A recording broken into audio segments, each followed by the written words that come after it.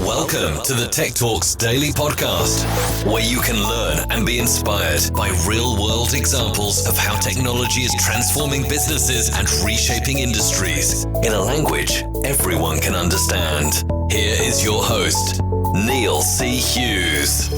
Welcome back to the Tech Talks Daily Podcast. Now, despite being obsessed by technology, my wife has little or no interest in the subject.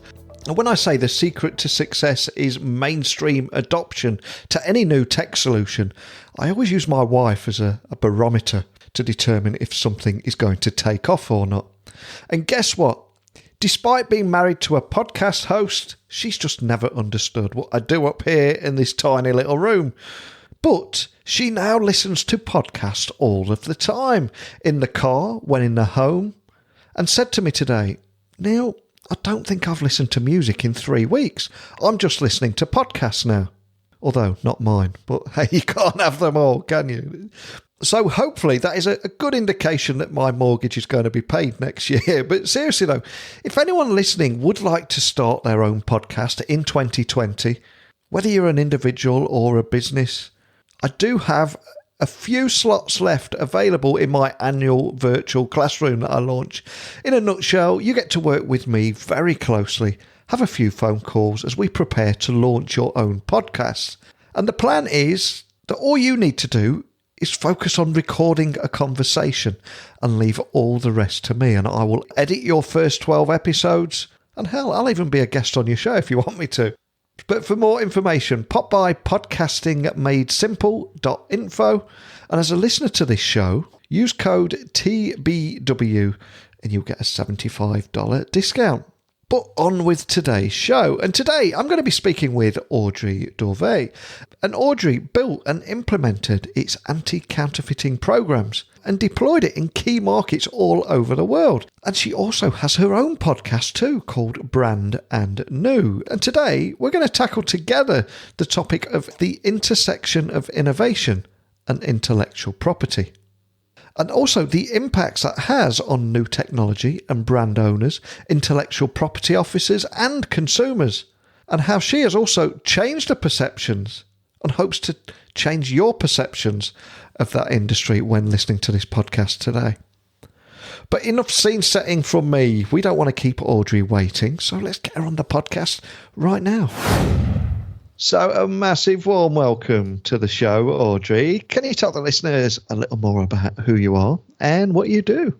Oh, thanks, Neil, for inviting me to your show. I'm a French lawyer and entrepreneur, and I started my career in Europe in private practice before joining one of the world leaders in the beverage industry as intellectual property director.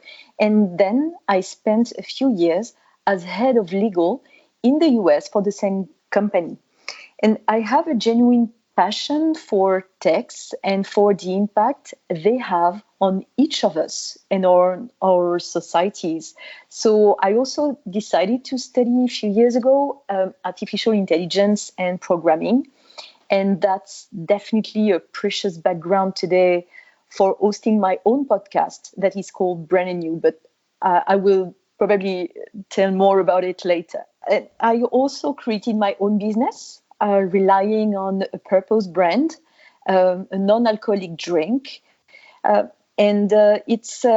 have decided to develop few essentials around people, planet, product, of course, excellence and profit.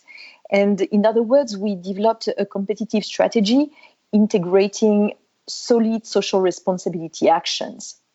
And I'm so glad that you said that you'd launched your own podcast there. I mean, there's got to be a story behind that. So can you tell me a little more about the story behind your show? And also, what excites you about hosting your own podcast, especially from one podcaster to another? Mm-hmm.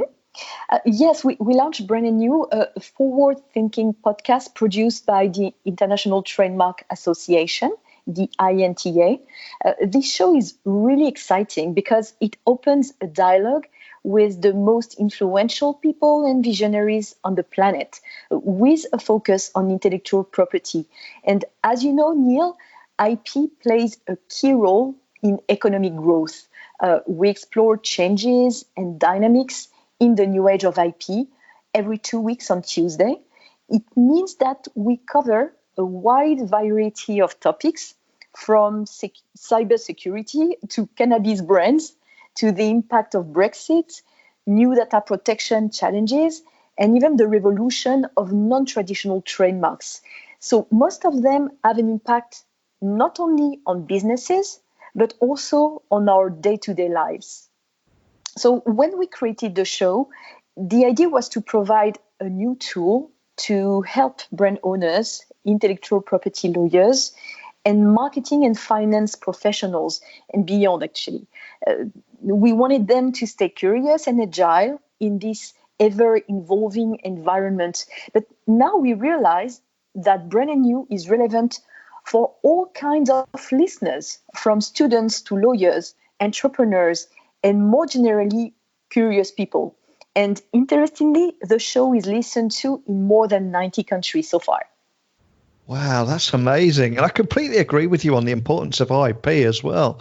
And one of the reasons that I'm so excited to get you on this show today is to talk about the intersection of innovation and intellectual property. So can I ask that you possibly set the scene and tell me a little bit more about how you would describe that intersection of innovation and intellectual property? Sure. Maybe a word first on intellectual property rights. We are talking about trademarks, but also copyright, patents, trade secrets, and similar rights upon which creative and innovative products and services rely.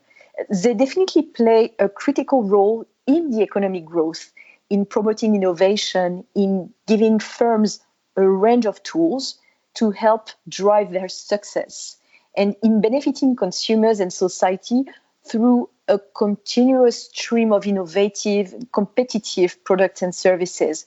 So intellectual property rights create incentives for individuals and companies to invest in research and development, and to commercialize creations and inventions by allowing individuals and firms to benefit from their creative activities. So innovation, in my view, could not be sustainable without the protection of IP. And more and more companies' value comes from intangibles, including IP. So in certain sectors, it can even go beyond 80% of their values. So IP is not a topic for experts. It concerns definitely everyone. I'm kind of curious here, and a question I've got to ask is, are there any myths or misconceptions that we can finally lay to rest today about that intersection of innovation, intellectual property, and also the impact of new technology? Because I think if we can remove any myths or misconceptions, then we can start thinking differently, can't we? Oh, definitely. There may be some misconceptions and myths in different ways. The first one would be that the 21st century tech innovation happens beyond the usual boundaries of IP. In other words, IP is not suited for innovation as it happens today. In fact, most platforms where IP creations are developed, released, and shared in a sustainable way rely on IP core concepts, such as creation as the starting point for any IP rights, monopoly to the creator for any rights of reproduction or representation, or licensing models for broader sharing. Think just about Netflix or YouTube or Instagram. There is another misconception, opposite but equally current misconception. Think about IP law limits or even would hinder innovation. We hear that a lot. We can see many startups and companies with new products or innovative branding strategies that just thrive. And IP, to the opposite, seems to protect smaller innovators and support business growth. And that's something that we've seen a lot with our guests at Brand New. For instance, we interviewed different directors or ex-directors of intellectual property offices in Singapore, in Europe, in the US, in Latin America. And that's really something that we've seen. as very strong element.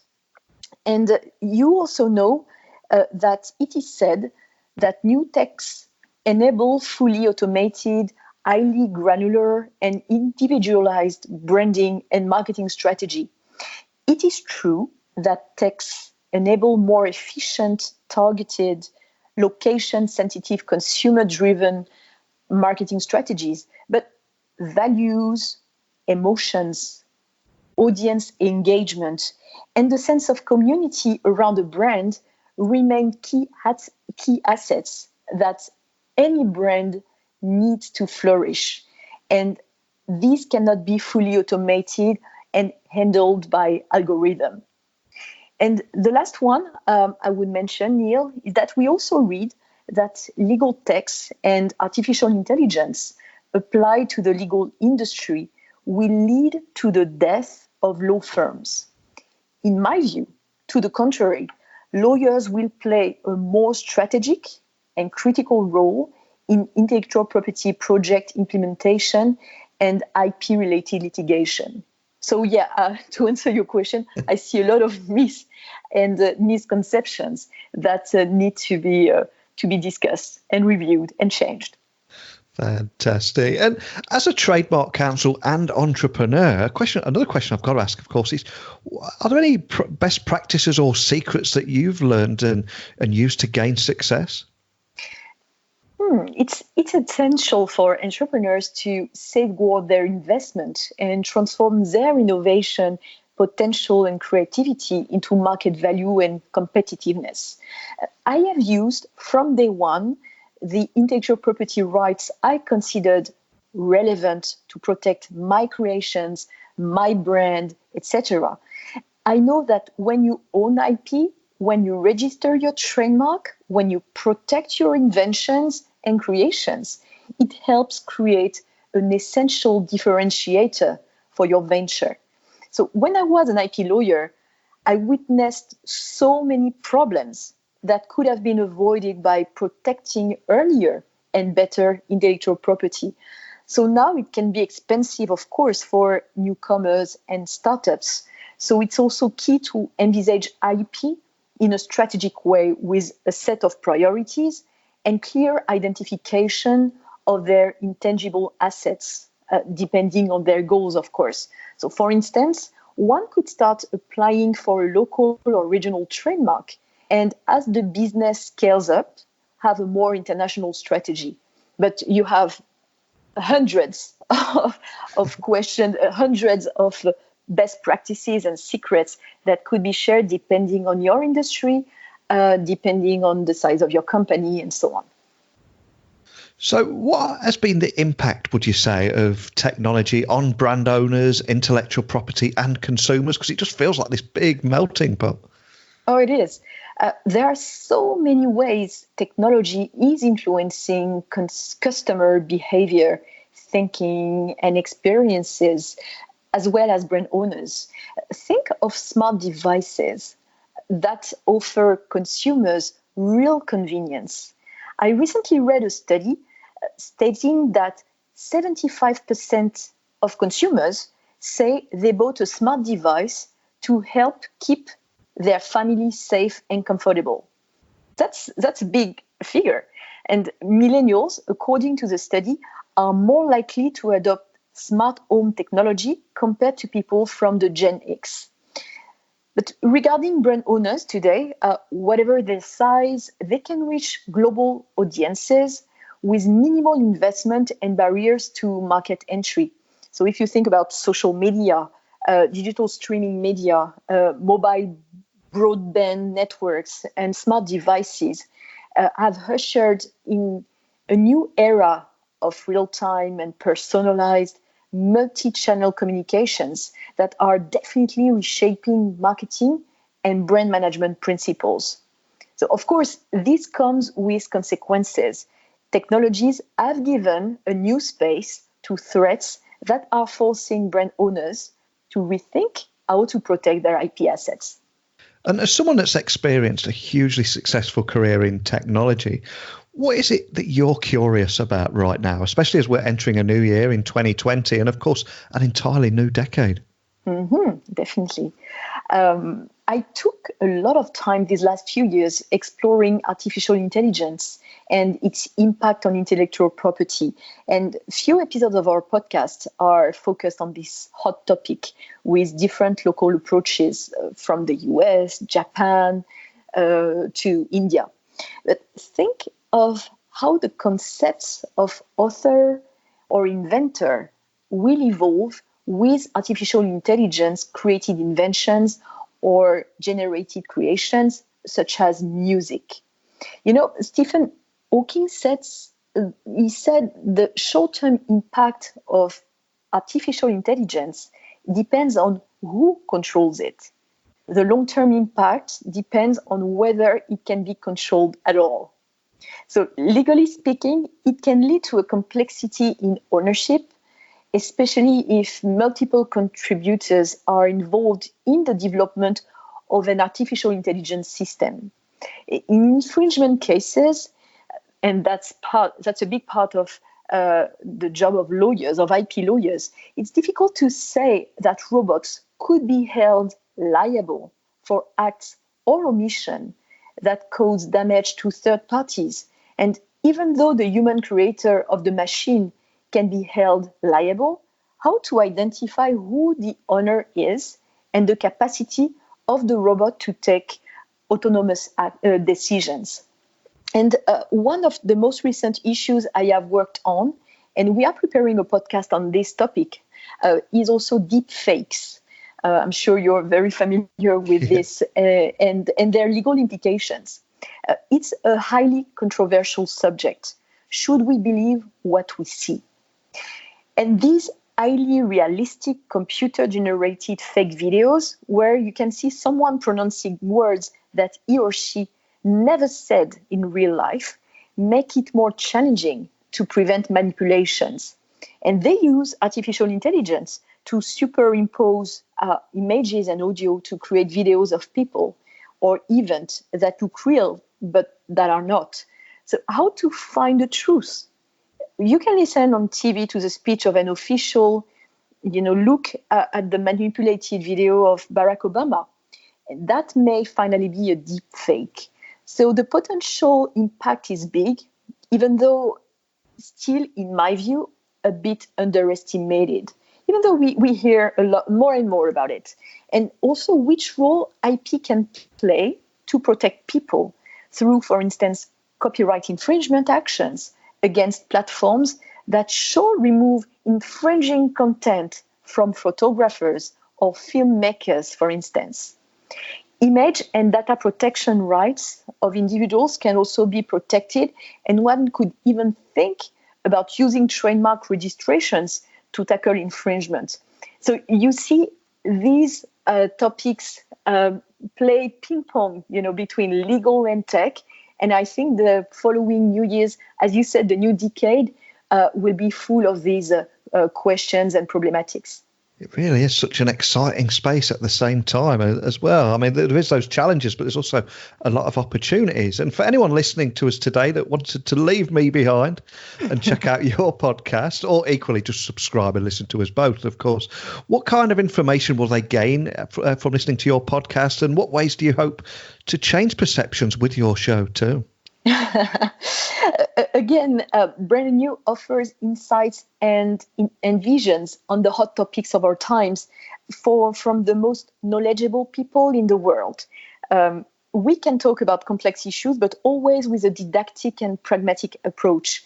Our guest will always give illustrations, examples taken from their own experiences, even sharing secrets that can help the listeners to learn more about a topic that is connected to intellectual property and brands in particular. In other words, around 20 minutes well used to learn, if I may say.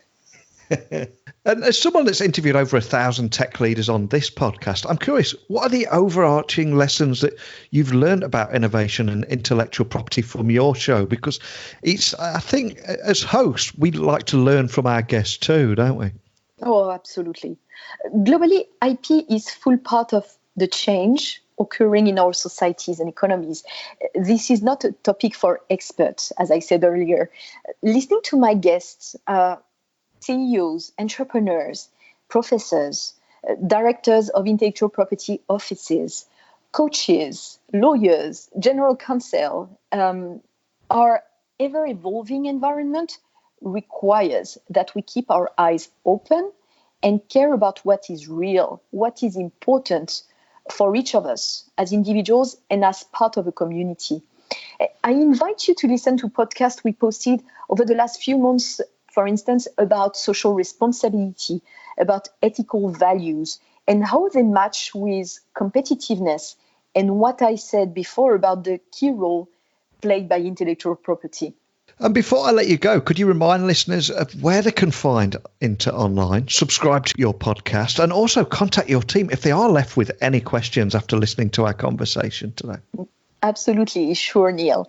You can go to INTA.org and you can subscribe to Brand New, that is available on Spotify, on iTunes, and etc. All contacts are on the website. And also an exciting news, we are bringing the world's largest and most influential gathering of intellectual property professionals to Asia. It's one of the world's leading hubs of IP activity and innovation, offering the opportunity to expand your knowledge and your business in today's IP market. And we expect more than 10,000 registrants who will talk about cutting-edge topics and get fantastic opportunities for networking. So this meeting will take place in April between the 25th and 29th in Singapore, and registrations will open in January. So stay tuned. Well, I always say at the end of every episode on here that technology works best when it brings people together. And I love what you're doing here and everything that you've created in bringing the IP market community together. It's a fantastic thing.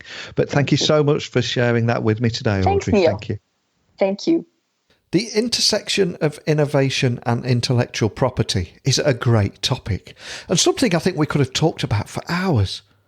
But I love how Audrey has taken this niche topic and created Brand New, her own podcast, which is a forward-thinking podcast produced by the International Trade Association, INTA, and is also the go-to destination for compelling interviews with experts, visionaries, and influencers from all over the world.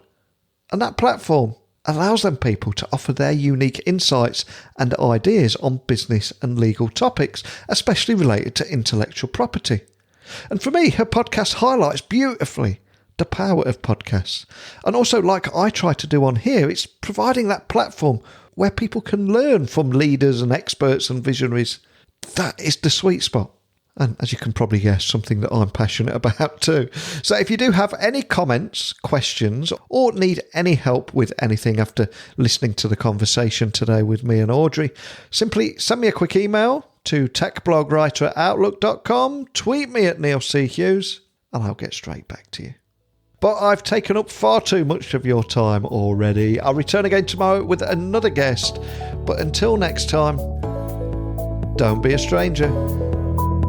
Thank you for listening to the Tech Talks Daily Podcast with Neil C. Hughes. Remember, technology works best when it brings people together.